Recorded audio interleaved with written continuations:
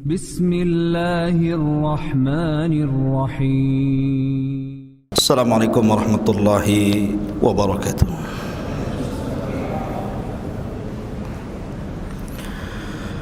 Alhamdulillah wassalatu wassalamu ala Rasulillah wa ala alihi wa sahbihi wa mawalah. Wa la hawla wa la quwata illa billahi wa ba'du. Alhamdulillah, pada malam hari ini Allah subhanahu wa ta'ala masih memberikan waktu kepada kita untuk talabul ilmi. Dan malam ini tema yang kita akan sampaikan mengambil hikmah dan pelajaran dari kisah seorang Nabi yang paling sabar, sampai-sampai Nabi SAW berdoa agar dia diberikan kesabaran oleh Allah Azza wa Jal seperti yang Allah berikan kesabaran kepada Nabi tersebut. Siapa Nabi ini? Nabi ini dikenal di dalam Al-Quranul Karim, namanya Ayyub alaihi salatu wassalam. Ma'asyiral muslimin yang dimuliakan Allah Azza wa Jalla, di dalam Al-Quranul Karim Allah subhanahu wa ta'ala berfirman dalam suratul Hajj ayat 11, wa minan nasi man ya'budullaha ala harfin fa in asabahu khairun itma'anna bi wa in asabathu fitnatun inqalaba ala wajhihi khasirat dunya wal akhirah dzalika huwal khusranul mubin. Di antara sebagian manusia ada yang menyembah Allah di tepian. Apabila Allah subhanahu wa ta'ala uji dengan kebaikan, maka dia merasa tenang hatinya. Tetapi kalau Allah subhanahu wa ta'ala uji dengan keburukan, dengan fitnah, maka mulailah berubah wajahnya, sehingga rugi dunianya dan rugi akhiratnya. Dan itulah sebenar-benarnya kerugian. Ma'asyiral muslimin yang dimuliakan Allah subhanahu wa ta'ala, setiap manusia itu ada ujiannya.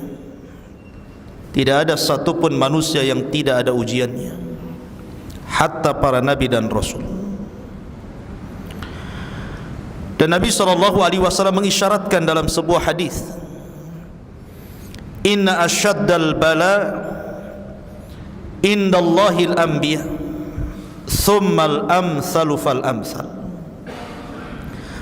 Sesungguhnya yang paling berat ujian yang Allah timpakan adalah ujian yang Allah timpakan kepada para nabi, baru kemudian di bawah nabi, baru kemudian di bawah nabi. Dan Allah tidak mungkin menimpakan sebuah ujian kecuali sesuai dengan kadar keimanannya. Dan Allah juga tidak mungkin menimpakan ujian kecuali sesuai dengan kemampuannya. Tidak mungkin Allah memberikan ujian berlebih dari kemampuan hamba menghadapi ujian. Ma'asyiral muslimin yang dimuliakan Allah Azza wa Jalla, salah satu nabi yang diberikan ujian oleh Allah yang sangat dahsyat adalah Nabi Allah Ayyub alaihi salatu wassalam. Siapa Ayyub? Dijelaskan oleh Imam Ibnu Ishaq, kana rajulan minar Rum. Nabi Ayyub adalah seorang laki-laki dari Romawi. Ada yang mengatakan sebagaimana dikisahkan oleh Al-Imam Ibnu Asakir bahwa ibunya Ayyub itu adalah putri daripada Nabi Allah Lut, keponakan Ibrahim alaihi salatu wassalam,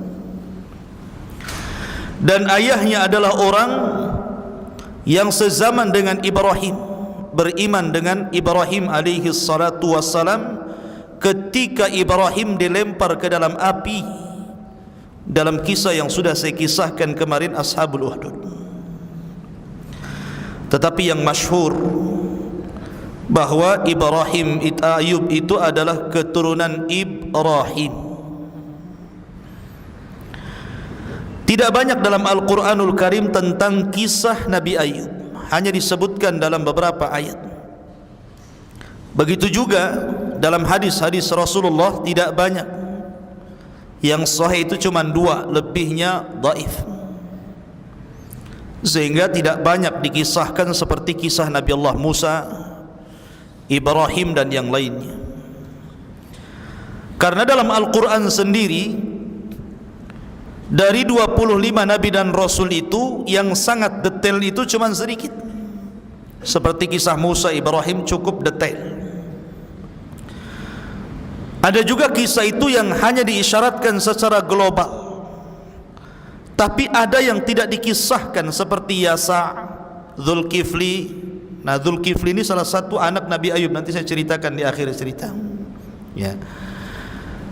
Sehingga untuk membentangkan terlampau panjang kisah ini tentu banyak diambil dari Israiliyat, tapi kita akan cukupkan di dalam Al-Quran, hadis Nabi SAW yang sahih dan keterangan para ulama. Di dalam surah Al-An'am ayat 84, Allah mengatakan, wa min dzurriyyatihi Dawud wa Sulaiman wa Ayyub wa Yusuf wa Musa wa Harun. Dan termasuk anak keturunan Ibrahim adalah Nabi Allah Dawud, kemudian putranya Sulaiman, kemudian Nabi Ayyub, Yusuf, Musa dan Harun. Dalam surah Al-An'am disebutkan bahwa Ayyub keturunan Ibrahim. Kalau pendapat yang pertama, keturunan Lut, ibunya dari putri Lut dan ayahnya orang yang beriman kepada Ibrahim. Tapi pendapat ini dibantah. Jumhur ulama mengatakan bahwa Ayyub keturunan Ibrahim berdasarkan nas Al-Quran. Ma'asyiral muslimin yang dimuliakan Allah Azza wa Jalla, di dalam Al-Quran nama Ayyub itu salah satu nama yang dicantumkan secara nama dari 25 Nabi dan Rasul. Allah subhanahu wa ta'ala berfirman, inna awhayna ilaika kama awhayna ila Nuhin wan nabiyyina min ba'di wa awhayna ila Ibrahim wa Ismail wa Ishaq wa Ya'qub wal asbat wa Isa wa Ayyub. Sesungguhnya kami wahyukan kepada wahai Muhammad sebagaimana kami wahyukan sebelumnya kepada Nuh dan para nabi setelahnya. Kemudian kami wahyukan kepada Ibrahim, kepada Ismail, kepada Ishaq, kepada Ya'qub dan Asbat, dan juga Isa dan Ayyub. Sini Allah subhanahu wa ta'ala menyebut kata Ayyub. Ayyub ini memiliki istri yang subhanallah sangat sabar. Ada yang mengatakan namanya adalah Liyah ibn Ya'qub. Apakah Ya'qub putra Ishaq? Wallahu a'lam. Tapi nama perempuan ini adalah Liyah, wanita percontohan seluruh wanita. Sebagaimana suaminya sabar, dia juga sabar. Lalu apa ujian yang Allah subhanahu wa ta'ala berikan kepada Ayyub alaihi salatu wassalam? Disebutkan di dalam surah As-Sad. Ini ujiannya. Allah mengatakan dalam surah As-Sad ayat 41, wadhkur abdana Ayyuba idh nada rabbahu anni massaniya syaitanu binasbin wa adab. Ceritakan wahai Muhammad hamba kami ini, Ayub alaihi salatu wassalam, ketika dia menyeru Rabbnya dan mengatakan, ya Rabb, sesungguhnya syaitan telah menimpakan kepadaku binasbin wa adab, dengan berbagai macam nasb, ujian, keburukan, dan azab siksaan. Ada yang mengatakan bahawa syaitan itu datang kepada Allah subhanahu wa ta'ala setelah dia menggoda Ayub dan tidak berhasil, dan mengatakan, wajar saja Ayub tidak bisa digoda wahai Rabb, karena engkau berikan nikmat yang banyak. Karena Ayub itu pemilik tanah yang luas di zamannya. Di desanya itu dia orang kaya, kebunnya luas, ternaknya banyak, emasnya melimpah, kaya raya, dan memiliki 14 anak, semua laki-laki dan sukses, dan memiliki wanita yang sangat sabar, pembantu-pembantu, pokoknya nikmat yang luar biasa. Sehingga syaitan mengatakan, kalau engkau uji dia, saya yakin Ayub tidak akan tahan dengan ujian itu. Tetapi Allah subhanahu wa ta'ala mensifati Ayub dengan kesabaran. Ayub itu orang sabar. Mulailah Allah subhanahu wa ta'ala menguji Ayub dengan cara pertama, menghilangkan seluruh kekayaannya. Panennya gagal, ternaknya kemudian mati, emasnya habis, bangkrut dia. Ma'asyiral muslimin yang dimuliakan, kalau ini terjadi kepada manusia biasa, kepada kita, anda, saya, dan yang lainnya, orang kaya tiba-tiba bangkrut, kira-kira apa yang terjadi? Kalau tidak gila mendadak, gantung diri. Jangankan orang kaya bangkrut, caleg nggak jadi saja, telanjang naik genteng, stres, baru tidak menjabat padahal masih bisa periode berikutnya. Tapi Ayub itu abdun saleh, abdun sabir, hamba yang saleh dan sabar. Sabar dia. Inna lillahi wa inna ilaihi raji'un. Semua toh milik Allah, kembali kepada Allah. Zuhud, kekayaannya bukan dalam hati, kekayaannya di tangan, sehingga kalau menghilangkan kekayaannya, hatinya tetap kepada Allah subhanahu wa ta'ala. Kemudian setelah itu Allah uji lagi. Tiba-tiba kemudian seluruh putra-putranya meninggal dunia. Ada yang mengatakan dalam cerita Israiliyat, wallahu a'lam, bahwa syaitan itu menjelma orang, kemudian pura-pura mengundang putra-putra Ayub untuk makan-makan di rumahnya. Semua diundang. Ketika putra-putra Ayub dalam rumah itu, tiba-tiba syaitan kemudian merobohkan rumah itu dan menimpa putra-putra Ayub, mati semua. Ingat, meninggal seorang anak itu jauh lebih terasa dibandingkan meninggal orang lain. Kalau orang kehilangan orang tua itu musibah, kehilangan istri musibah atau nikmat? Antum? Nikmat Ustaz, bisa ganti yang baru. Musibah. Kemudian hilang suami, musibah.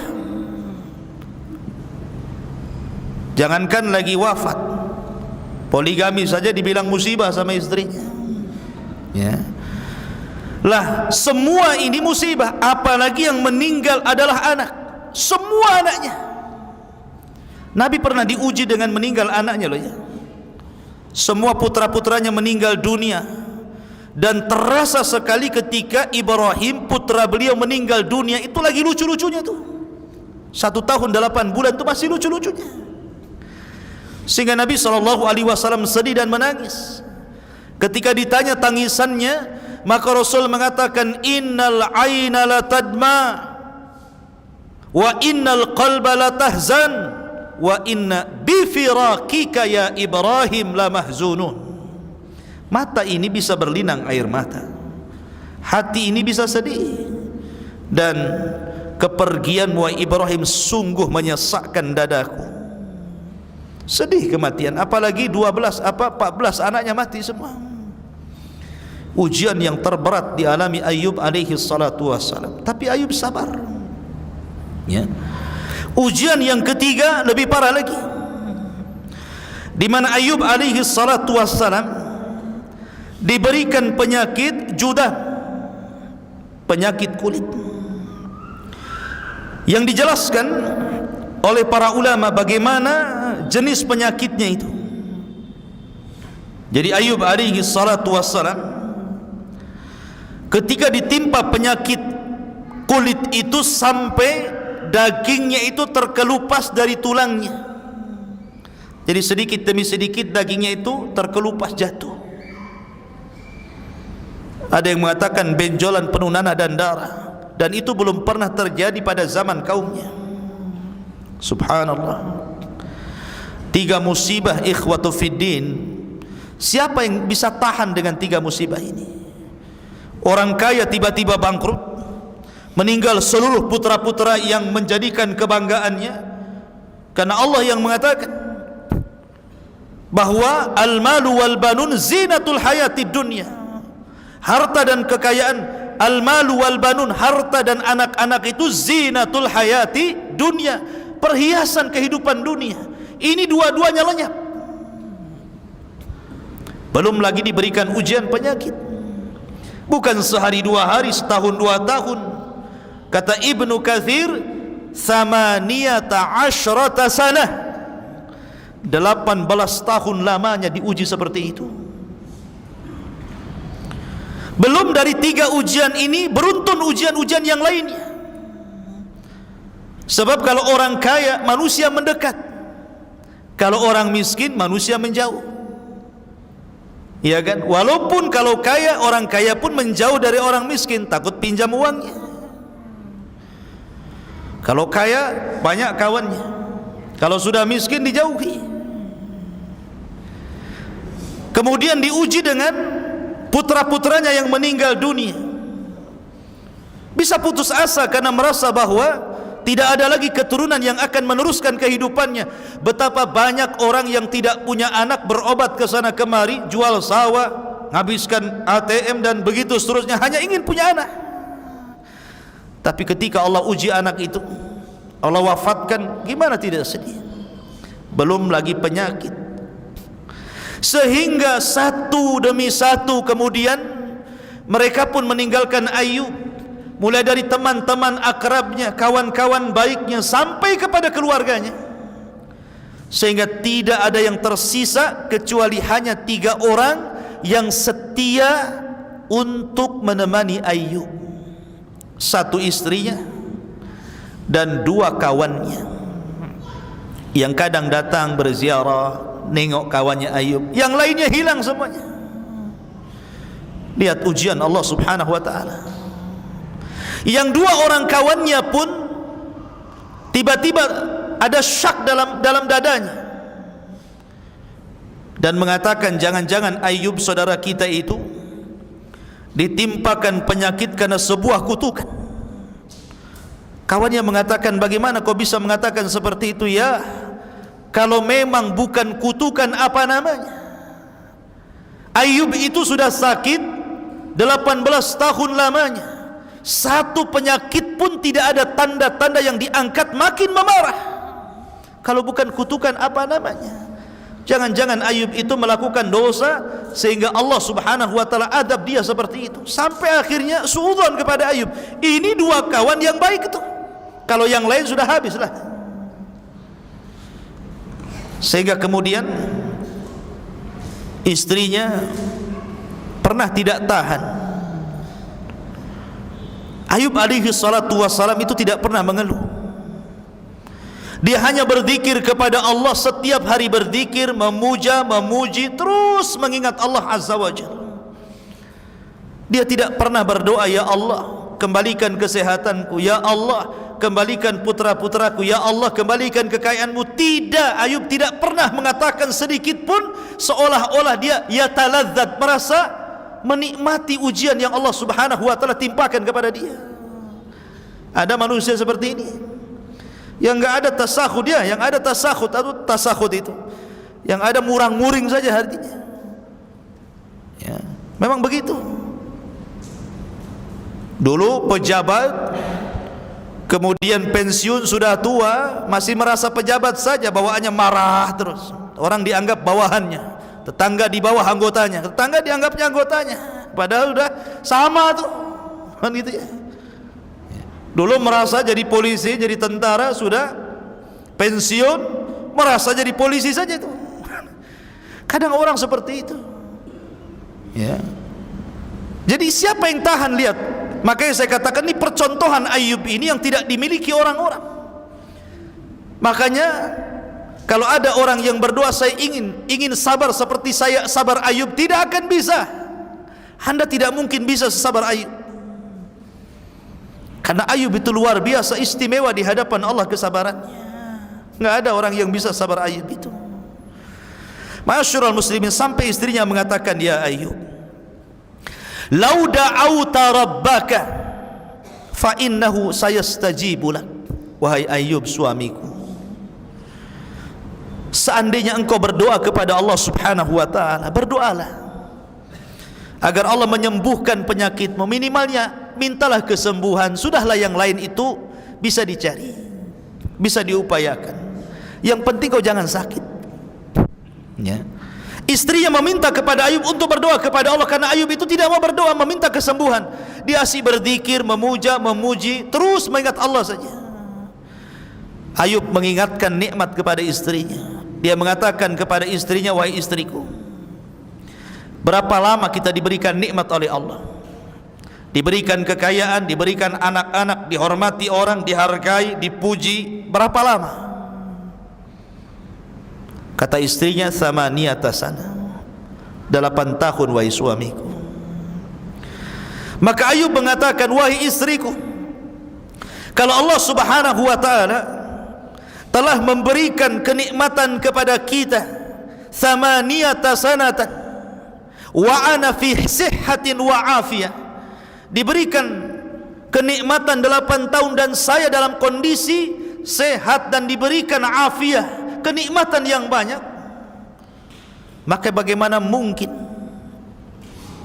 kita kemudian meminta kepada Allah sementara kita belum sampai kepada tahun nikmat Allah yang berikan kepada kita? Harus seimbang. Ya. Kalau Allah memberikan nikmat 8 tahun, maka diuji oleh Allah harusnya sabarnya 8 tahun baru meminta, begitu loh. Ini enggak diberikan nikmat banyak, kita ini kadang-kadang ya, subhanallah, sampai dimudahkan urusannya, sekali diuji oleh Allah langsung kemudian dia terkapar. Ya Allah, kenapa asyik saya terus kau uji? Kenapa enggak tetangga sebelah saja? Dia kan ahli maksiat, suruh tetangganya yang sakit, ya kan? Tetapi Ayub alaihi salatu wassalam mengingatkan kepada istrinya, jangan, tidak sebanding nikmat dengan bala yang Allah timpakan kepada kita ini. Coba, siapa yang bisa mengucapkan kalimat itu? Tidak bisa. Tidak bisa, karena yang bisa mengucapkan kalimat ini hanya orang-orang yang sabar.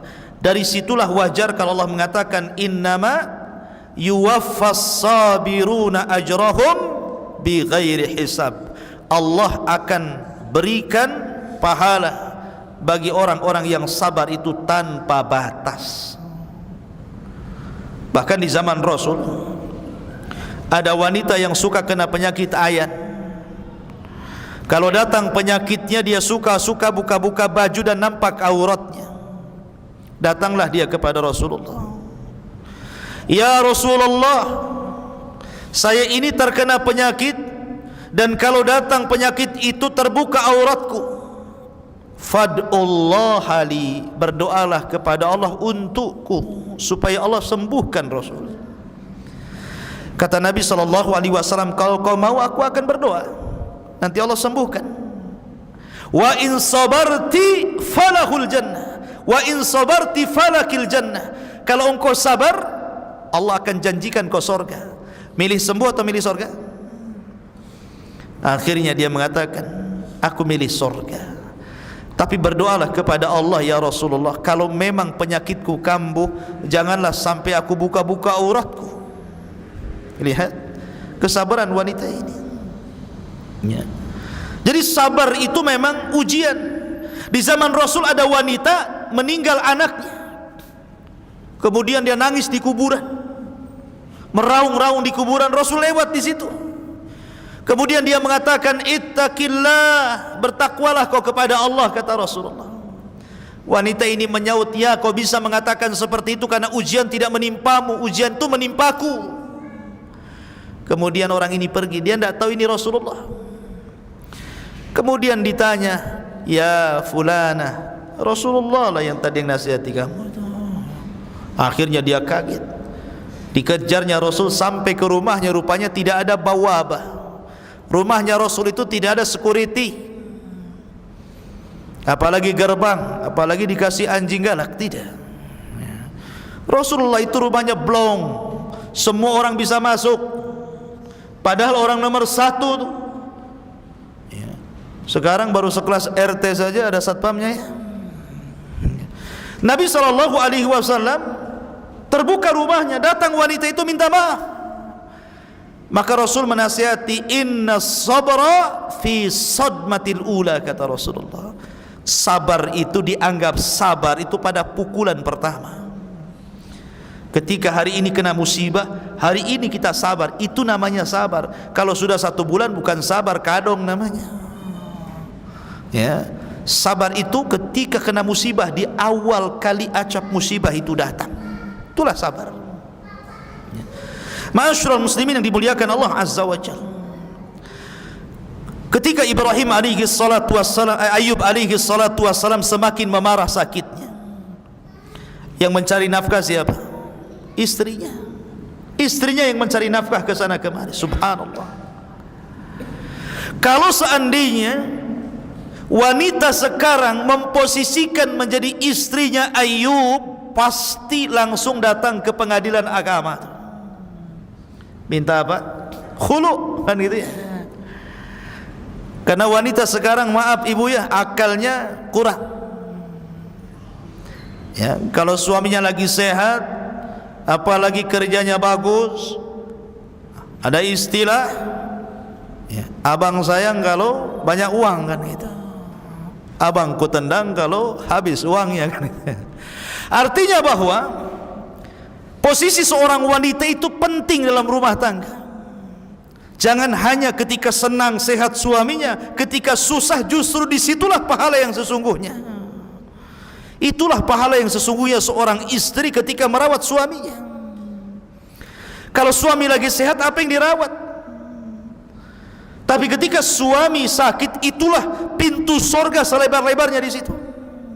Itulah baiti jannati, sorgaku adalah rumahku itu. Ini istrinya Ayub di percontohan. Dia yang cari nafkah karena memang Ayub terbaring tidak bisa apa-apa.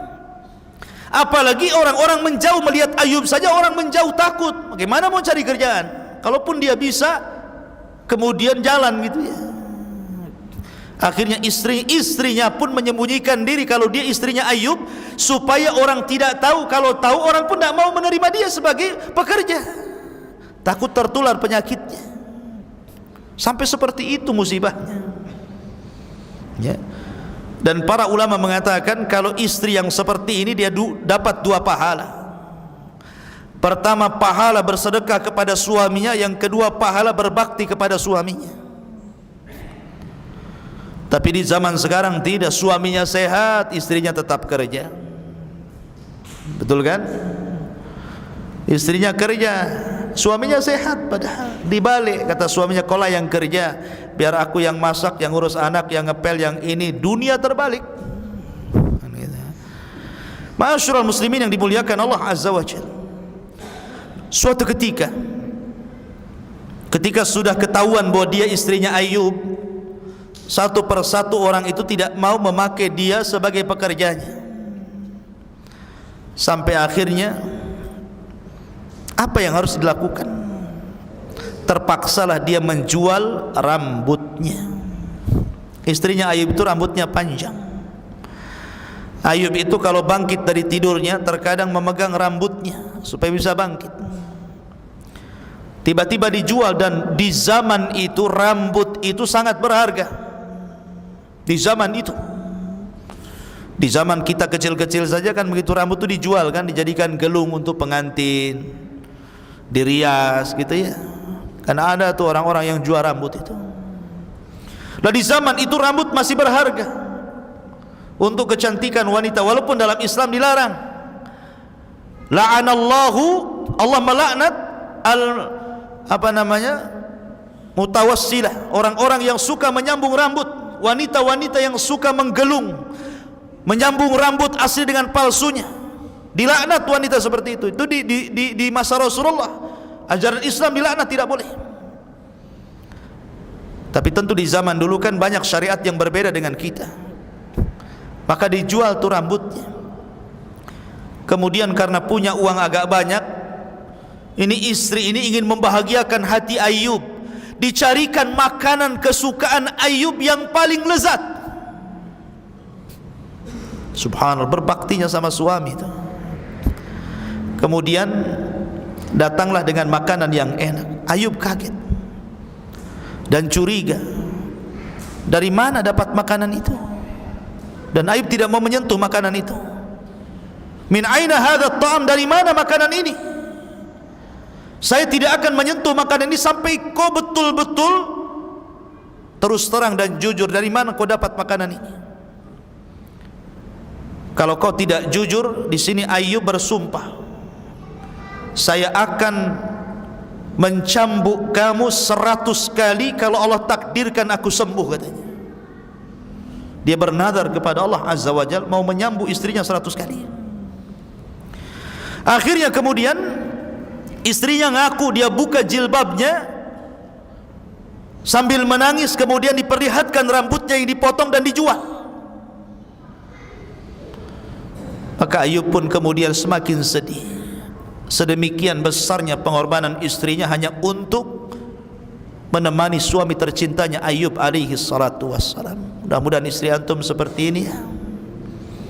Jangan baru sakit sehari dah minta cerai. Ma'asyiral muslimin yang dimuliakan Allah Azza wa Jalla.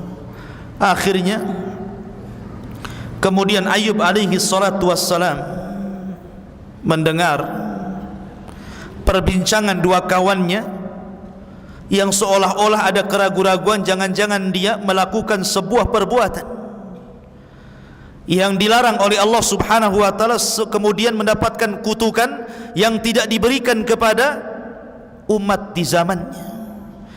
Dari sinilah Allah Subhanahu wa taala berfirman. Allah Subhanahu wa taala berfirman, "Wa ayyuba idh nada rabbahu anni massani adh-dhurr wa anta arhamur rahimin." Dan ingatlah ketika Ayub berdoa kepada Allah, kemudian mengatakan anni massani adh-dhurr wa anta arhamur rahimin. Sesungguhnya aku telah ditimpakan penyakit, ya Rabb, hilangkanlah penyakitku, karena engkau zat yang maha penyayang dari seluruh makhluk-makhluk yang penyayang. Ayub hanya minta satu, disembuhkan penyakitnya. Ayub tidak minta dikembalikan hartanya, tidak mengatakan ya Allah rizkikan lagi rizki yang banyak kepadaku, ya Allah karuniakan anak-anak yang banyak lagi kepadaku. Tidak, Ayub tidak itu. Ayub hanya minta kesehatan. Ayub hanya minta itu saja. Sebagaimana ayat yang tadi saya baca, wadhkur abdana Ayyub idh nada rabbahu anni massaniya syaitan bi nasbin wa adab. Dan ingatlah ketika Ayub kemudian berdoa kepada Rabbnya, sesungguhnya syaitan telah menimpakan kepadaku dengan berbagai macam bencana dan siksa. Maka kemudian setelah 18 tahun lamanya Ayub hanya memuji Allah, berdoa, berzikir, mengingat Allah. Dia tidak minta kesembuhan, dia tetap sabar. Akhirnya dia berdoa kepada Allah setelah 18 tahun lamanya minta kesembuhan, maka Allah pun mengatakan fastajabna lahu fakashafna ma bihi min durrin. Maka kami ijabah doanya Ayub dan kami pun angkat seluruh penyakitnya. Bagaimana caranya?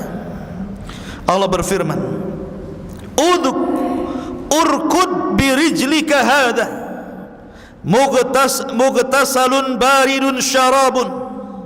Ya Ayub, hentakkan kakimu, nanti akan muncul air dari bumi.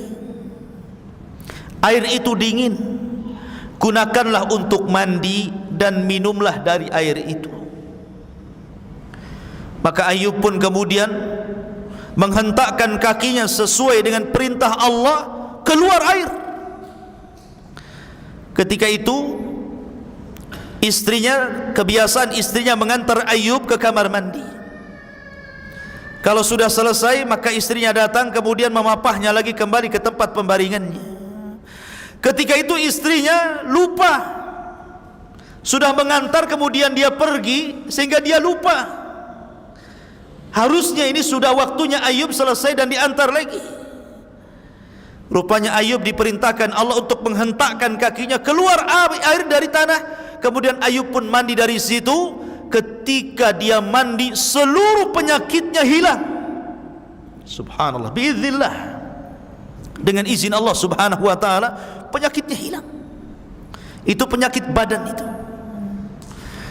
Kemudian dia meminum air itu, maka seluruh penyakit dalamnya juga hilang. Penyakit dohirnya hilang, penyakit batinnya juga hilang. Subhanallah, kuasa Allah subhanahu wa ta'ala. Dan Allah subhanahu wa ta'ala memberikan kepada Ayub badan yang sangat-sangat tampan, dikembalikan sebagaimana ketika Allah belum memberikan ujian kepadanya. Balik lagi muda, balik lagi sehat, balik lagi kekar. Sehingga istrinya datang, lupa dia mau jemput suaminya. Rupanya dia berpapasan dengan anak muda dan mengatakan, rahimakallah, semoga Allah merahmati kamu. Tidakkah kau melihat suamiku Nabiullah al-Mubtala, seorang nabi yang Allah uji? Wallahi, demi Allah, aku tidak melihat dirimu kecuali kau persis dengan suamiku dulu di waktu muda.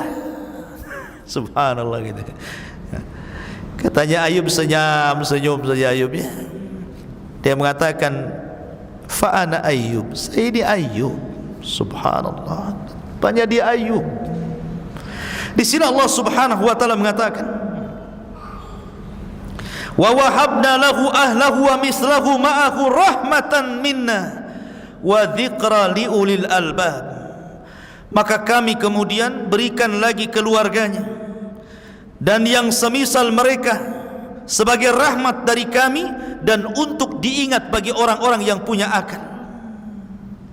Dalam ayat yang lain, wa atainahu ahlahu wa mislahum ma'ahum rahmatan min indina wa dzikra lil abidin. Dan kami datangkan kembali keluarganya dan yang semisal mereka bersama mereka sebagai rahmat dari sisi kami dan untuk sebagai peringatan bagi hamba-hamba yang senantiasa beribadah kepada Allah subhanahu wa ta'ala. Ma'asyiral muslimin yang dimuliakan Allah azza wa jalla, ada beberapa penafsiran bahwa ketika Allah subhanahu wa ta'ala mengembalikan putra-putranya, ada yang mengatakan ahyahumullahu bi'a'yanihim, artinya Allah hidupkan kembali yang sudah mati itu hidup lagi. Itu satu penafsiran. Penafsiran yang kedua, artinya ajarahu fi man salafa wa awadahu anhum fid dunya badalahum, artinya Allah memberikan balasan dan ganjaran yang besar terhadap kesabaran Ayub yang di waktu diberikan musibah dia tetap bersabar, Karena kesabarannya itu akhirnya Allah ganti lagi, Allah lahirkan dari Lia putra-putranya 2 kali lipat daripada anak yang meninggal. Yang tadinya 14 ya 2 kali lipat putranya, banyak lagi ya. Hartanya 2 kali lipat lagi. Subhanallah. Inilah kesabaran. Makanya kenapa Rasul mengatakan ajaban li amril mu'min in asabat khusarra syakara fakanat khairan lahu wa in asabat khudharra sabara fakanat khairan lahu wa kana dzalika illa li mu'min. Sungguh heran perkaranya seorang mukmin itu. Kalau ditimpa kebaikan syukur dia, kalau ditimpa musibah sabar dia, dan itu baik dua-duanya, mau musibah mau kenikmatan baik bagi seorang mukmin itu. Karena terkadang ujian harta itu lebih berat dibandingkan ujian musibah. Kalau orang sakit paling tinggi terbaring, apalah gitu kan, dia sabar ya. Tapi kalau diberikan harta, semua fasilitas maksiat di genggamannya. Mau apa dia? Mau minum khamar tinggal beli, mukul orang bayar preman, bunuh orang bayar tukang sihir, apalagi ya kan? Ujian orang yang punya harta itu berbeda dengan ujian orang fakir, orang-orang yang miskin. Terkadang ujian harta itu lebih berat dibandingkan ujian kemiskinan. Makanya kenapa Syekhul Islam Muhammad bin Abdul Wahab dalam kitabnya Qawaidul Arba, di muqaddimah kitabnya dia mengatakan bahwa 3 kunci kebahagiaan itu 3. Apabila ditimpa musibah dia sabar, apabila diberikan nikmat dia syukur, apabila dia berbuat dosa dia segera istighfar. Itulah kunci kebahagiaan. Ma'asyiral muslimin yang dimuliakan Allah Azza wa Jalla. Ketika kemudian Ayub alaihi salatu wassalam sudah disembuhkan, artinya satu nikmat sudah dikembalikan. Satu nikmat dikembalikan, karena nikmat sehat itu nikmat yang sangat agung, ikhwan. Terkadang orang menyanyiakan nikmat sehat baru terasa kalau dia sakit. Baru terasa kalau mulailah kolesterol tinggi, asam urat tinggi, darah tinggi, mulailah dia terasa gitu kan. Kenapa waktu sehat tidak digunakan sebaik mungkin? Makanya Rasul mengatakan ni'matani maghbunun katsirun minan nas as-sihhatu wal farag. 2 nikmat terkadang manusia lupa, sehat dan waktu luang. Lah Ayub alaihi salatu wassalam ketika itu teringat dengan nazarnya. Nazar apa? Memukul istrinya kan. Dia kan sudah nazar dulu mau pukul istrinya. Maka Allah Subhanahu wa taala menurunkan Al-Qur'an kepada Nabi sallallahu alaihi wasallam menghabarkan bagaimana Ayub kemudian melaksanakan nazarnya. Apa kata Allah? Wa khudh biyadika dhigsan fadrib bihi wa la tahnath inna wajadnahu sabiran ni'mal abdu innahu awwab. Ambillah wahai Ayub seikat rumput, hitung 1, 2 sampai 100 rumput, ikat jadi 1. Pukullah istrimu dengan ikatan rumput itu sekali saja, itu sama dengan 100 kali cambuk. Kenapa Allah Subhanahu wa taala memerintahkan seperti itu dan memberikan rahmatnya kepada istrinya Ayub, Lia ibn Ya'qub ini? Karena kebaikannya. Kebaikan istri kepada suami ini luar biasa ya kan? Makanya kemudian Allah mengatakan sudah, wala tahnas, kamu tidak boleh mengingkari nazarmu, sumpahmu harus tetap dilaksanakan. Lalu bagaimana caranya? Ambil 1 ikat rumput, hitung sampai 100, pukulkan 1 kali, itu sudah cukup. Kemudian setelah itu dijelaskan bagaimana Allah Subhanahu wa taala mengembalikan kekayaan Ayub alaihi salatu wassalam. Dijelaskan dalam sebuah riwayat. Jadi ketika Ayub alaihi salatu wassalam sedang mandi, sedang mandi dia. Tiba-tiba ada hujan, tapi bukan air. Sebagaimana disebutkan oleh Ibnu Abi Hatim dari hadis Abu Hurairah radhiyallahu an, lamma afallahu Ayyub alaihi salam, ketika Allah memberikan kesembuhan kepada Ayyub alaihi salatu wassalam, amtara alaihi jaradan, tiba-tiba belalang jatuh dari langit, hujan belalang. Tapi belalang itu bukan belalang asli, tapi belalang berupa emas. Emas yang berbentuk belalang jatuh dari langit, hujan. Mau nggak antum kayak gitu? Mau lah Ustaz ya. Dan nggak pernah beli kalung sama istri, kasihlah di belalang satu katanya. Jadi belalang emas ya, jaradan min zahab, faja'ala ya'khudhu biyadihi, maka kemudian Ayub pun mengutip satu-satu itu belalang emas itu. Wa yaj'alu fi thawbihi, kemudian dikumpulkan di pakaiannya. Qala, dan mengatakan, dikatakan kepada Ayub, Allah berfirman, ya Ayub, ama tashba', wahai Ayub, belum kenyang kamu? Sudah kau sembuhkan, masih juga kau mau mengambil belalang-belalang emas itu? Maka Ayub mengatakan, ya Rabb, wa man yashba' min rahmatika. Ya Rabb, siapa yang kenyang dari rahmat-Mu? Saya tidak pernah kenyang untuk mendapatkan belas kasih sayang, kasih sayang-Mu. Aku tidak akan pernah kenyang untuk terus meminta kasih sayang-Mu ya Rabb. Akhirnya kemudian dikumpulkan emas-emas itu sampai akhirnya satu lumbung, semuanya emas belalang itu. Disitulah Allah subhanahu wa ta'ala kembalikan lagi kekayaannya. Dia beli lagi kebun, dia beli lagi ladang. Kemudian orang pun mulai satu persatu mendekat kepada Ayub alaihi salatu wassalam. Maka Ayub dikembalikan semua nikmatnya. Al jaza'u min jinsil amal, balasan itu disesuaikan dengan amalannya. Sabar itu indah, dan kemenangan itu ada pada kesabaran. Ma'asyiral muslimin, sebagaimana putranya, sebagaimana Ayub adalah hamba Allah yang sabar.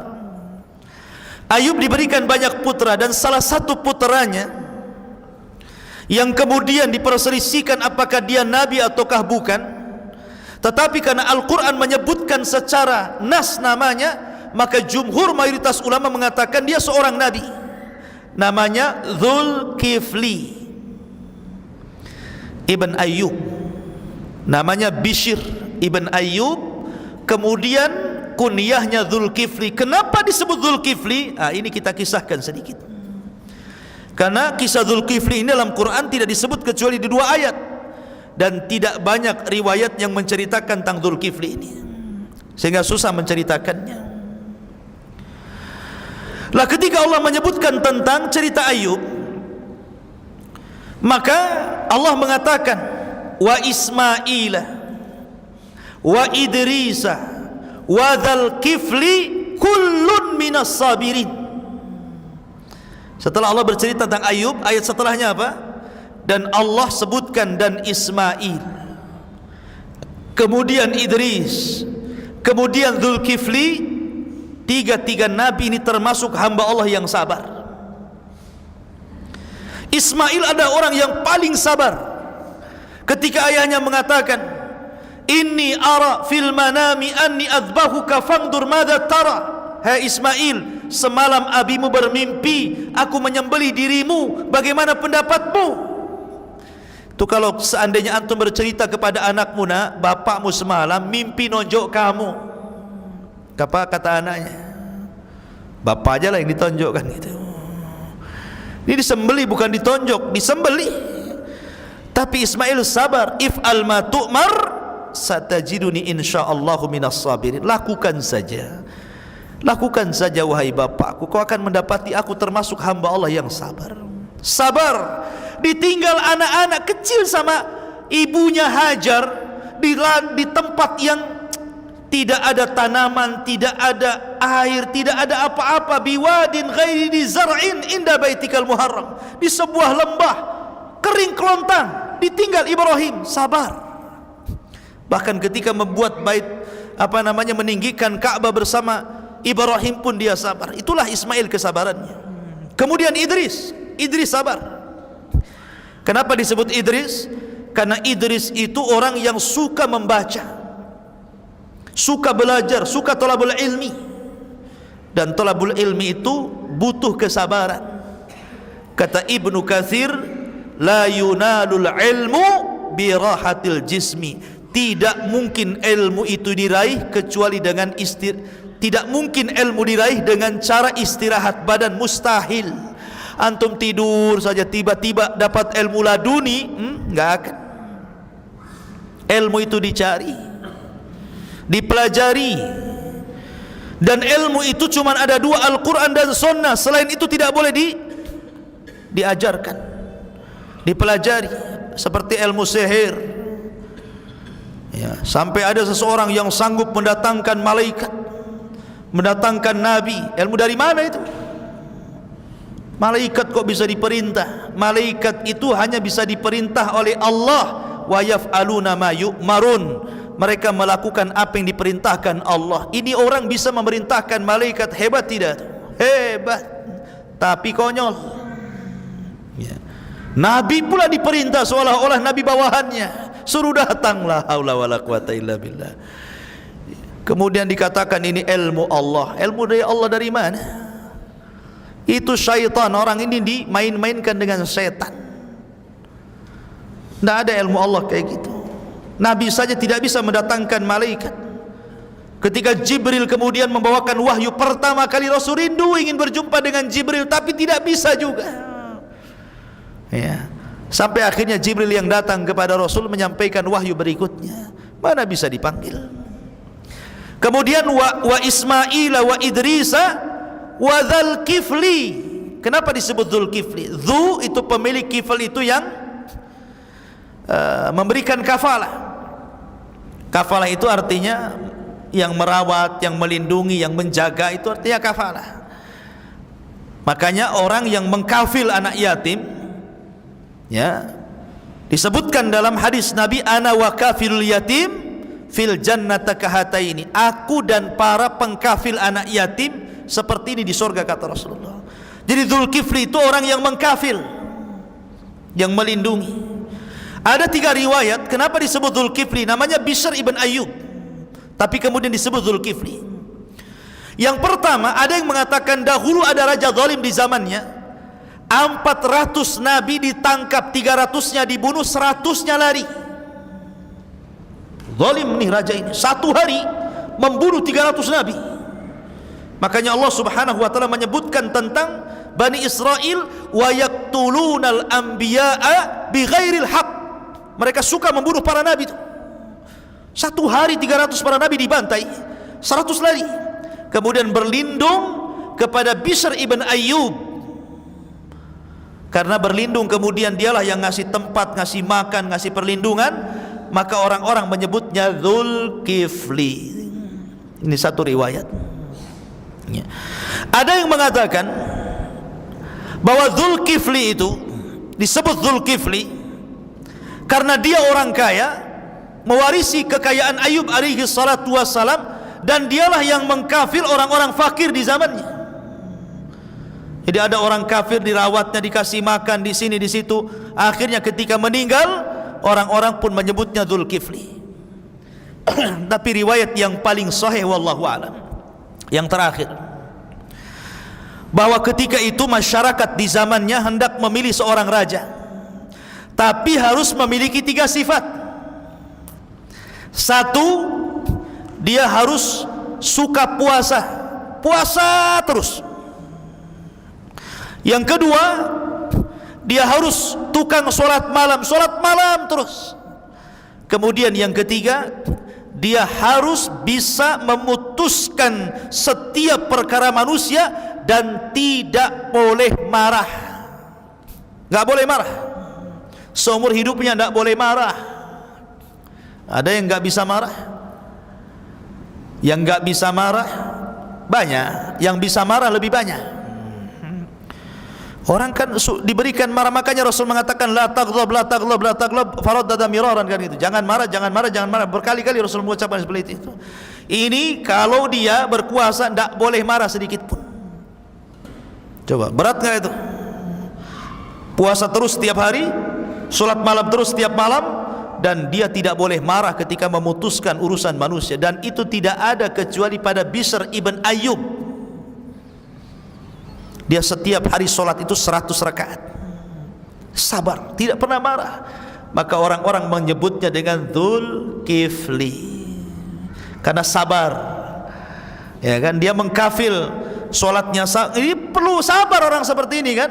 Puasa terus sabar, sholat malam terus sabar, menghadapi orang itu sabar.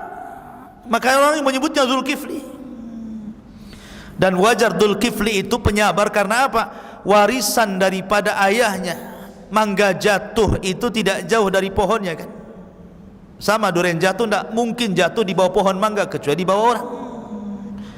Artinya bahwa kesabaran ini melahirkan kesabaran dan kesabaran.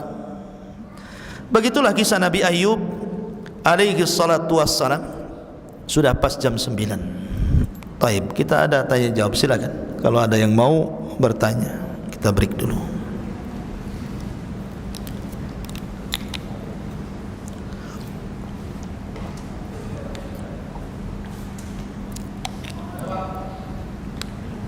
Fadhal.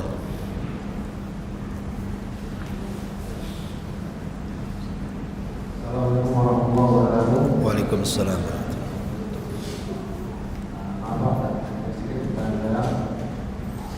Saya adalah tentang pernikahan Pak. Pernikahan seperti ini Pak. Saya seandainya kita tahu kita punya sahabat atau teman yang menjadi suatu pernikahan karena di luar sudah keduluan gitu. Dan dia anaknya perempuan, dia menikahkan anaknya yang saya dengar itu tidak bisa Pak, karena harus melalui buat yakin karena sudah kebobolan duluan. Apa sikap kita kalau seandainya kita ingin menikahkan anaknya? Apakah kita harus berterus terang kepada dia atau kita memberitahukan kepada kawannya bahwasanya dia tidak boleh menikahkan anaknya atau bagaimana seperti itu Pak? Tar dulu, saya kurang jelas nih ucapannya. Anak ini hasil zina. Taib. Kemudian anak perempuan sudah besar mau nikah. Iya. Kemudian sikap orang tuanya gitu maksudnya. Iya, maksudnya sikap bapaknya ini mau menikahkan anak yang dihasilkan zina kepada calonnya itu, bagaimana cara ngomongnya begitu kan? Iya. Bukan. Bolehkah dia menikahkan bapaknya menikahkan? Satu, bolehkah bapaknya menikahkan dan jadi walinya? Dua, yang kedua, seandainya kalau kita berada di posisi seperti itu, tanggapan sikap kita tuh harus bagaimana seperti itu? iya. Apakah kita harus membicarakan atau kita diam saja bagaimana? Siap. Kalau seandainya memang terjadi itu adalah hal yang misalnya tidak boleh, otomatis misalnya zina gitu ya. Itu apakah harus menikah lagi atau bagaimana? Kalau sudah terjadi. Ya. Taib. Yang pertama, anak hasil zina itu dinasabkan kepada ibunya. Karena nasab yang mulia itu dari nasab syar'i yang diikat dengan pernikahan. Tidak boleh dinasabkan kepada bapaknya. Bagaimana kalau bapak yang menzinahi wanita itu menikahi wanita itu? Apakah bisa jadi bapaknya? Tidak. Tetap dia bukan bapaknya. Dia jadi mahram dengan anak zinahnya itu karena menikahi ibunya. Sama dengan menikahi seorang janda yang punya anak namanya Robib atau Robibah dalam Quran itu. Anak bawaan disebut Robib atau Robibah. Kalau laki-laki robib, kalau perempuan robibah. Ya, jadi kenapa bapak zinahnya menikahi ibunya dan menjadi mahram itu karena dinikahi ibunya. Kalau tidak menikah dengan ibunya tidak mahram. Karena itu hanya anak biologi secara biologi saja, tapi secara syar'i tidak, terputus hubungannya. Secara biologi supaya tidak boleh menikah, tapi bukan karena mahram, tapi karena ada hubungan biologis, tidak boleh menikah. Kalau mahram bukan mahram lagi. Kalau ingin jadi mahram nikahi ibunya, jadi mahram dia. Lah karena dia bukan mahram yang asli kecuali karena menikahi dengan ibu zinahnya, maka dia bukan ayahnya. Walaupun secara kandung dia anak kandungnya secara biologis ya, tapi secara syar'i itu bukan ayahnya. Maka tidak berhak menikahi anak zinahnya. Lalu siapa yang menikahinya? Maka yang menikahi, yang jadi walinya, sebagaimana sabda Rasul, fasultanun waliyun man la waliyalahu. Penguasalah yang menjadi wali bagi wanita yang tidak punya wali. Dalam hal ini ya Pak Kuah, wali hakim namanya. Ya, ya kalau seandainya untuk supaya menjaga psikologis anak, tidak perlu diceritakan. Pas dinikahkan itu ya bilang saja sama hakim, sama Pak Kuah, ini sebenarnya anak ini bukan anak saya begini. Nanti kan akan ada solusi dari Pak Kuah tuh. Pak Kuah kan tahu agama kan itu ya. Bagaimana caranya? Nanti dia paham lah. Kecuali kalau saya petugas Kuah. Kemudian yang kedua, kalau seandainya Anda di posisi dia, ya, tidak perlu, tidak semua aib diceritakan. Tidak semua aib diceritakan. Tidak semua kejujuran itu harus jujur. Sebab terkadang kalau kejujuran itu membawa maslahat tidak apa-apa, tapi kalau mendatangkan madarat jangan. Contoh nih, seorang laki-laki baik-baik kemudian dijodohkan kawannya dengan seorang wanita pelacur yang sudah tobat. Menikahlah wanita pelacur ini yang sudah tobat, yang sudah hijrah bersama laki-laki yang betul-betul baik, soleh.